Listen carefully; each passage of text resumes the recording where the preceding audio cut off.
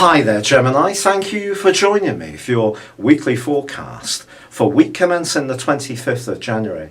Your natural gift for logic is what guides most of your life moves. This comes, of course, from your ruling planet Mercury, which recently has been tracking backwards in a part of your horoscope very much to do with what you share with others or how you're deeply involved.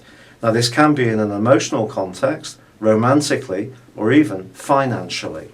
So the 8th house, where Mercury is now heading forwards, does influence too anything to do with the banking sector. So if you're looking to raise some finance, pare down some costs, this can be a good time to get active because Mercury is going to be tightly alongside Pluto this week, which gives you a hugely analytical ability, but not just to review information, but to penetrate deep down inside of it, to really understand your motives or those of anyone else you're closely involved with.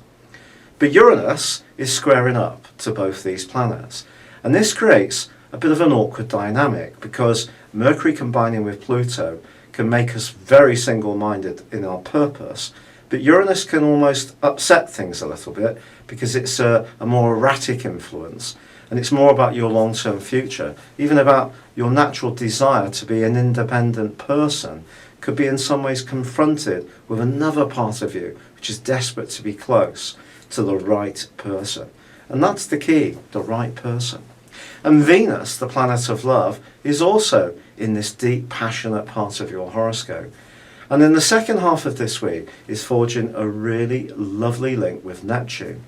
Now, if you're fortunate enough to encounter someone, and it could be in a professional situation or a more worldly one, someone who's quite a subtle kind of character, don't necessarily dismiss them if they don't immediately inflame your senses, especially if it is from a more romantic viewpoint, that there is some kind of chime, a sense of an attraction at some kind of level, because this person could grow on you.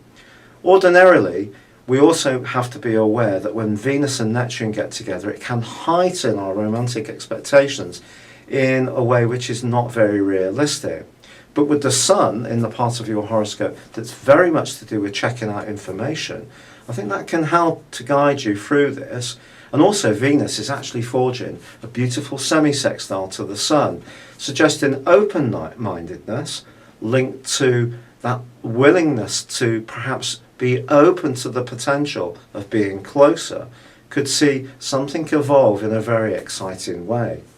If, however, you're in a long-term relationship and finding the right, deeper kind of communication is proving quite challenging, it could be because one of you is not really wholly committing to the process, and that may be something that does need to be explored this week under these very intense conditions.